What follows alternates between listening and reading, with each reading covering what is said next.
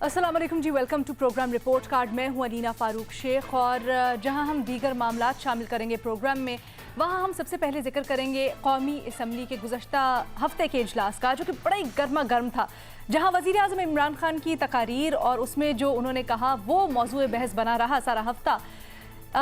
लेकिन वफाकी वज़ीर अली ज़ैदी साहब ने जो पीपल्स पार्टी की क़यादत और ख़ास तौर पे गैंग वार के सरगना उज़ैर बलोच पर इल्ज़ामात लगाए, उनका भी बड़ा चर्चा हुआ।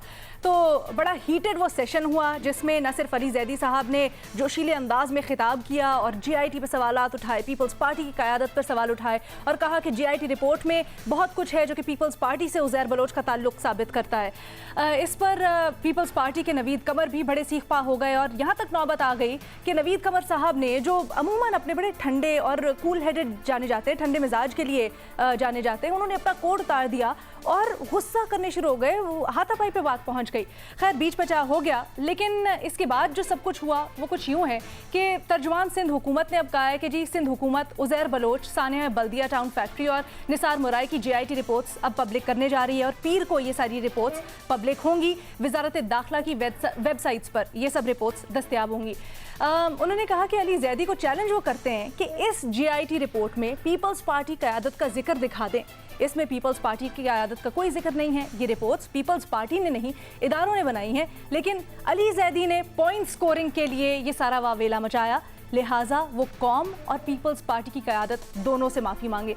अब अपने एनालिस्ट से हमारा इस तमाम तर मामले पर सवाल कुछ यूँ है कि एक चैलेंज जो अली ज़ैदी साहब ने असम्बली में किया था, उसके जवाब में मुर्तज़ा वहाब साहब ने एक और चैलेंज दे दिए अली ज़ैदी साहब को। तो क्या अली ज़ैदी साहब को ये चैलेंज कबूल करना चाहिए? वैसे तो हाँ या नहीं के ऑप्शन हैं, जनरल कॉमेंट भी कर सकते हैं। और पैनल पर आज हमारे साथ मौजूद हैं महमूद सरफराज साहिबा, बेनज़ीर शाह साहिबा, रीमा उमर साहिबा, इरशाद भट्टी साहब and last but certainly not the least Mazhar Abbas साहब। और मज़हर साहब, आपकी एक्सपर्टीज़ है, इसलिए आपसे ही स्टार्ट करेंगे।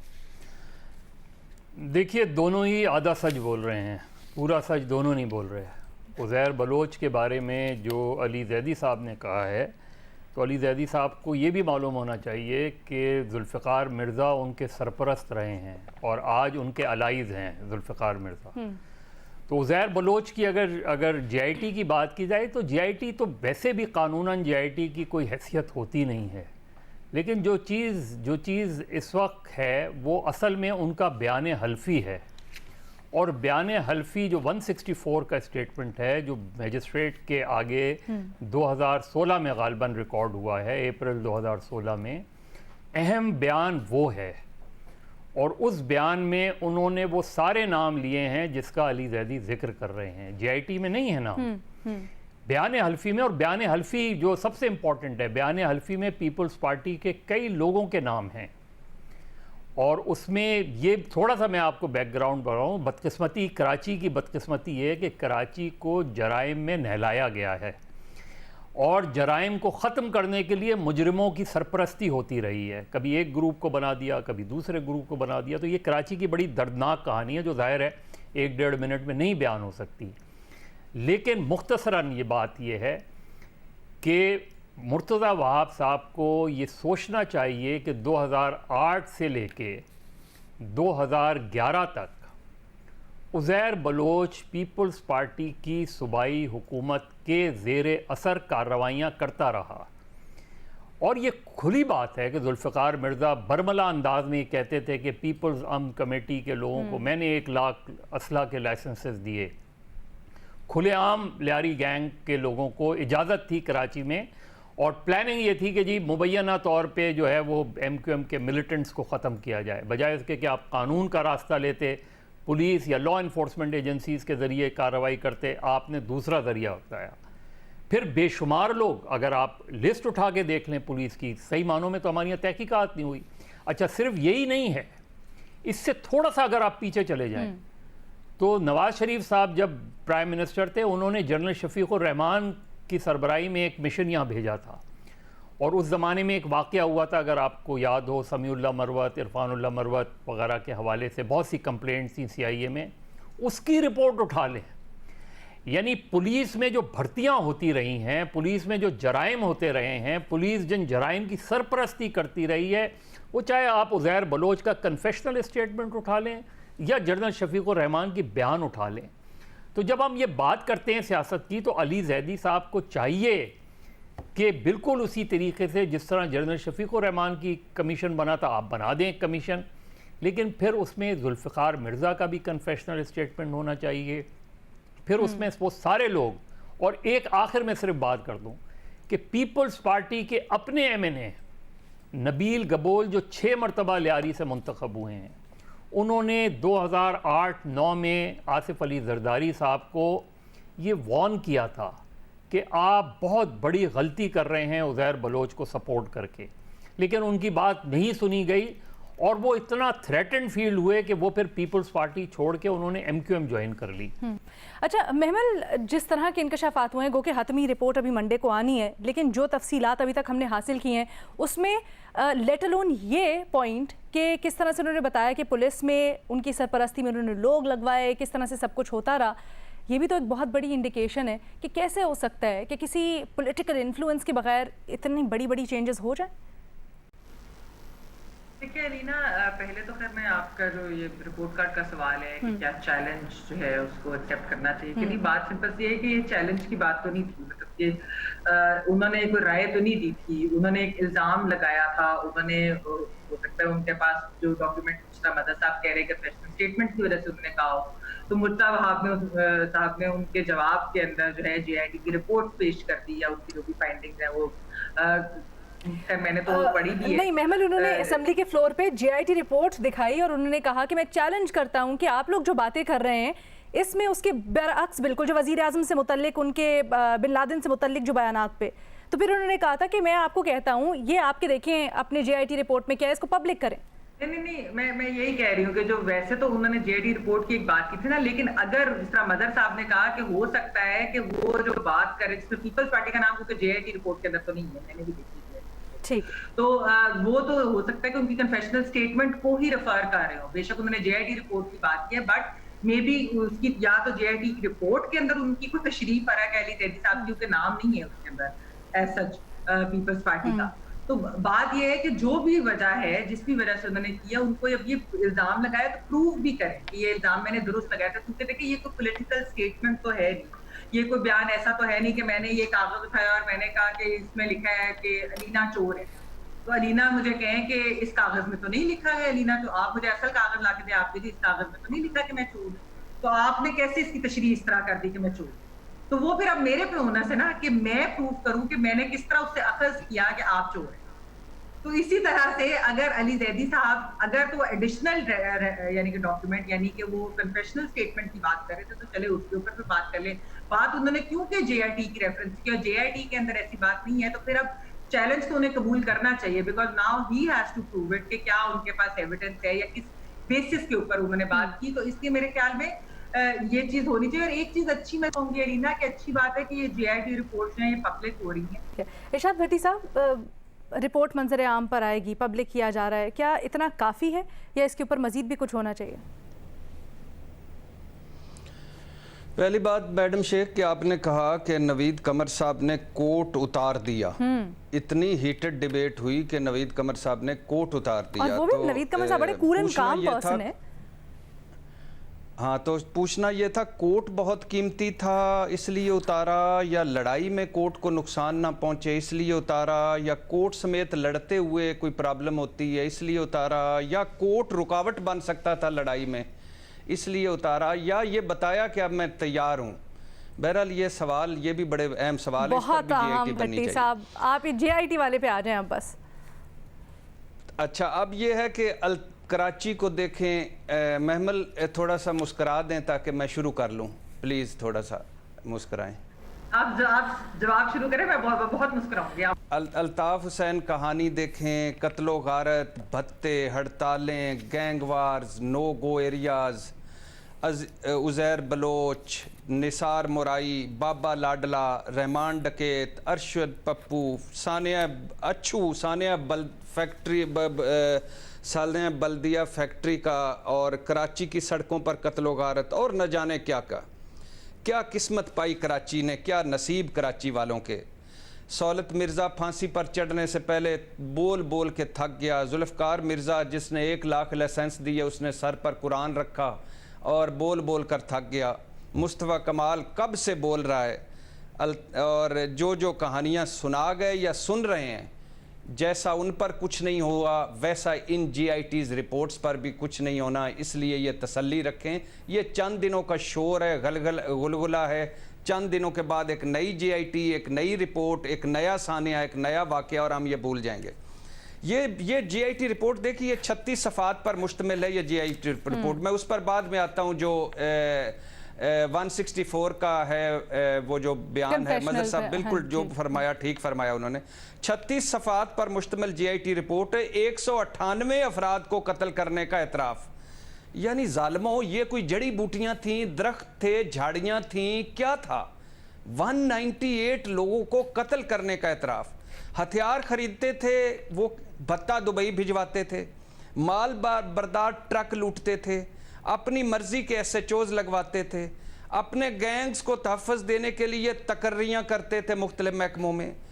और हथियार 2008 से 2012-13 तक कैसे ख़रीदे, ये एक ऐसी खौफनाक कहानी है कि तौबा, अल्लाह माफ़ करे। अच्छा, रिपोर्ट में फिर दोस्तों के नाम हैं, 20 दोस्त हैं, 16 स्टाफ के लोग हैं जो इसको सारा फैसिलिटेट कर रहे थे। अच्छा, फिर ईरान से पैदाइश का सर्टिफिकेट बनवाया है, शनाख्ती कार्ड बनवाया है, पासपोर्ट लेने का एतराफ़ है। मुल्ला मंसूर जो निकलते हैं ईरान से निकलते हैं, कलभूषण जो निकलते हैं ईरान से निकलते हैं, ये जो हमारे उज़ैर बलोच हैं ये सारा कुछ बनवाते हैं, ईरान से बनवाते हैं। चंगा हमारा मुस्लिम मुल्क दोस्त है, चंगा हमारा हमसाया है, और बातें भी सुनो उनकी। 164 का जो बयान है, इसके बाद वो बड़ा इंपॉर्टेंट है। उसमें सारा कुछ वो है, अब वो सच है या झूठ है ये अलग बात है, उसमें सारा कुछ वो है जो अली जैदी साहब ने असम्बली में फरमाया था। और उसमें सब कुछ वो जिस बंदे और जिस खातून और जिस मर्द का नाम लिया गया था वो सारा उसमें मौजूद है। और ये कराची के हर बंदे को पता है। छोड़ दे 164 बयान, छोड़ दे GIT, कराची के किसी चौक पे चले जाएं, लियारी में चले जाएं, हर बंदे को पता है। जो ये कहता है वो बददियानती करता है, मुनाफकत करता है कि ये नहीं है। ये सारे हैं, ये मालिक थे कराची के, ये माई बाप थे कराची के, ये अरबोपति हुए हैं कराची को लूट कर। आज जो कराची एक लुटी पुटी जगह बनी पड़ी है, दुनिया का वाहिद बीच वाला शहर जहां गंदगी, जहां मक्खियां, जहां कत्लो गारत, जहां नामालूम कब्रिस्तान, जहां पार कायदे आजम के मिजार तक कटिंग आ गई थी। वो तो कायदे आजम ने रात को ख्वाब में आके हमें कहा खुदा का खौफ करो, मुल्क बनाया, मेरे मिजार तक आ गए हो। तो ये है इस मुल्क का सानिया और इस मुल्क का हद से। तो वो 164 के बयान में सब कुछ मौजूद है। झूठ है या सच है कभी भी प्रूव नहीं होगा, पहले भी कभी नहीं हुआ, आज भी नहीं होना। कोई और उज़ैर बलोच आएगा, वो भी इस तरह मार के इज्जत व आबरू से निकल जाएगा, कुछ प्रूव नहीं होना। हमने मूलियों गाजरों की तरह कटते रहना है, उज़ैर बलोचों ने आते रहना है, सौलत मिर्जा ने फांसी चढ़ने से पहले बताते रहना है, अल्ताफ़ हुसैन पैदा होते रहने हैं। ये इस मुल्क की बदनसीबी है, बदकिस्मती है। और मेरा है कि अली जैदी साहब को चैलेंज कबूल करना चाहिए, ज़रूर करना चाहिए। ठीक है बेनज़ीर, लेकिन आपको क्या लगता है, क्या ये सिर्फ टेट फॉर टैट है कि अली जैदी साहब के लीडर को पीपल्स पार्टी ने कुछ कहा तो अली जैदी साहब भड़के और उन्होंने चेयरमैन पीपल्स पार्टी और उनके जो वालिद और उनकी पुप्पो हैं उनकी पूरी पार्टी को इम्प्लिकेट कर दिया, या फिर PTI कुछ संजीदगी से अब इसके ऊपर करेगी भी? अलीना देखिए, मैंने इस पर कोई ख़ास रिपोर्टिंग नहीं की और ना ही मुझे इतना ज़्यादा इसके बारे में पता है, इस केस के बारे में। लेकिन BBC उर्दू की एक रिपोर्ट आई थी और उन्होंने ये JIT रिपोर्ट देखी है और वो कहते हैं कि JIT रिपोर्ट में ना ही आसिफ अली ज़रदारी का नाम है और ना ही पीपल्स पार्टी की किसी भी क़यादत का इसमें नाम है कि वो मुलव्वस थे इसमें। JIT में तो नाम नहीं है। सोशल मीडिया पे ये चल रहा था कि आसिफ अली ज़रदारी का भी नाम है, फरियाल तारपुर का भी नाम है। PTI के खुद बल्कि कुछ तर्जुमान मैं देखती थी, वो TV चैनल पे आके बैठ के कहते थे कि आसिफ अली ज़रदारी का इसमें नाम है, लेकिन BBC की रिपोर्ट के मुताबिक JIT में ऐसा कुछ नहीं। हाँ, JIT में उस रिपोर्ट में ये लिखा है कि उज़ैर बलोच साहब जो थे वो खुद ही अपनी मर्जी से पुलिस अफसर जो थे वो तब्दील कर देते थे। लेकिन उसमें ये भी लिखा हुआ है कि वो उसमें उस रिपोर्ट में ये नहीं बताया गया कि किस शख्स की मंजूरी पे वो ये तब्दीलियां करते थे। तो जैसे मज़हर साहब कह रहे हैं कि हाफ ट्रूथ था, आधा सच था, आधी शायद बात की गई, आधी बात जो है वो पता चलेगी कभी या पता नहीं चलेगी। तो ये बात मेरे ख्याल से अली जैदी साहब को इसे चैलेंज तो कबूल नहीं करना चाहिए, क्योंकि JIT में तो ये बात नहीं है। अच्छा, लेकिन अलीना मैं ये जरूर कहूँगी, जैसे मैं पहले भी कहती आई हूँ कि ऑपोजिशन का काम फिर भी तनकीद करता है। हुकूमत का काम है आप अपनी गवर्नेंस, अपनी परफॉर्मेंस के बारे में बात करें। हमने वैसे कल भी नहीं बात की और आज भी शायद इस पे पता नहीं बात करेंगे या नहीं करेंगे। 8 ट्रेन के हादसा हो गए इतने बड़े हमारे मुल्क में। कल एक इतना बड़ा हादसा हुआ, शेख रशीद साहब जब से मिनिस्टर बने हैं रेलवे के 8 ऐसे वाक़े हो गए हैं।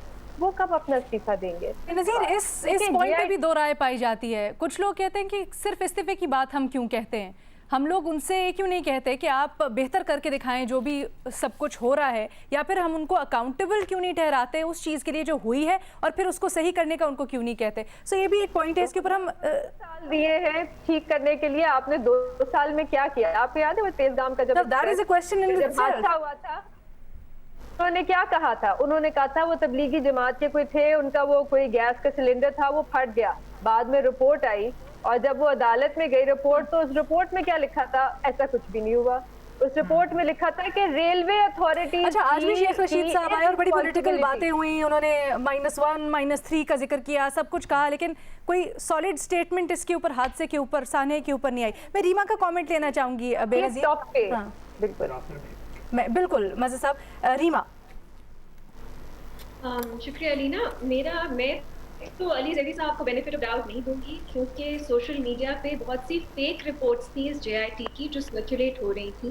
उनमें आसिफ अली जरदारी साहब और फरियाल तारपुर साहिबा का नाम लिखा हुआ था।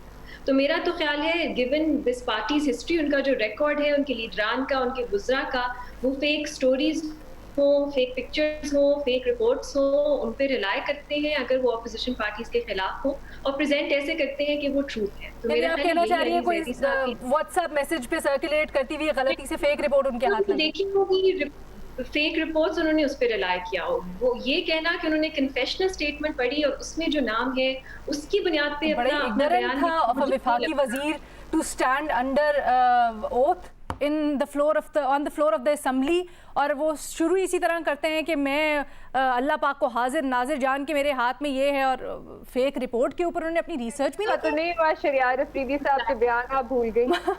लीना, सीरियसनेस का यही लेवल है, इसलिए ये मेरे लिए तो परेशान कुन बात है, क्योंकि एक हिस्ट्री है पूरी इस पार्टी की। दूसरी बात मेरा जो थोड़ी सब्सटैंटिव है, अली जैदी साहब ने जो इल्ज़ाम लगाए हैं, उन्होंने तो आसिफ अली जरदारी साहब, फरियाल तारपुर साहिबा को मास्टरमाइंड बना दिया है उज़ैर बलोच की सारी कार्रवाई। जो कन्फेशनल स्टेटमेंट है वो मुख्तलिफ है, उसमें कुछ रोल नाम दिया गया है आसिफ अली जरदारी साहब और फरियाल तारपुर साहिबा का, लेकिन जो रोल है वो थोड़ा सा कम है, वो ज़्यादा अपीजमेंट दिखाता है। तो अगर आपने एक्चुअली पीछे देखना है पूरा कॉन्टेक्स्ट में सिचुएशन को, तो फिर जैसे मजहर साहब कह रहे थे, जुल्फ़िकार मिर्जा का रोल देखें, बल्दिया फैक्ट्री है उसमें MQM का रोल देखें, और ये सब अब PTI के साथ एलाइज। दूसरी बात ये कि पीपल्स पार्टी ने जब भी ऑपरेशन हुआ है लियारी में, उसकी बात हुई है, उसको सपोर्ट किया है, लेकिन अब क्या वजूहात थे, कौन लोग हैं जिन्होंने अपोज किया और उनका साथ नहीं दिया। बल्कि 2013 में तो PML नून खुद कहती थी कि पीपल्स पार्टी जो है वो चैम्पियन है इस ऑपरेशन की जो तैयारी। तो मेरा ख्याल है ये जैसे मजहर साहब कह रहे थे, कॉम्प्लेक्स सिचुएशन है, इसमें किसको क्या आपने रोल अस्क्राइब करना है ये इम्पोर्टेंट है। ठीक है। PTI ये करती है कि पीपल्स पार्टी को करप्शन की बात है तो वो इतनी एक्सट्रीम पोजीशन ले लेते हैं, यहाँ पे सपोर्ट की बात है उज़ैर बलोच की, इतनी एक्सट्रीम पोजीशन ले लेते हैं। तो आपने हकाइक सामने रख के देखना है कि किसको आपने क्या एट्रीब्यूट करना है। तो इसलिए मेरा ख्याल है अली जैदी साहब अगर ये चैलेंज एक्सेप्ट करेंगे शायद वो कर लें। ठीक है। सोशल इश्यूज़ हैं, बल्कि एक तजवीज़ दी गई है सूबाई वज़ीर तालीम की जानिब से, उसके ऊपर भी गौर करेंगे एक ब्रेक के बाद।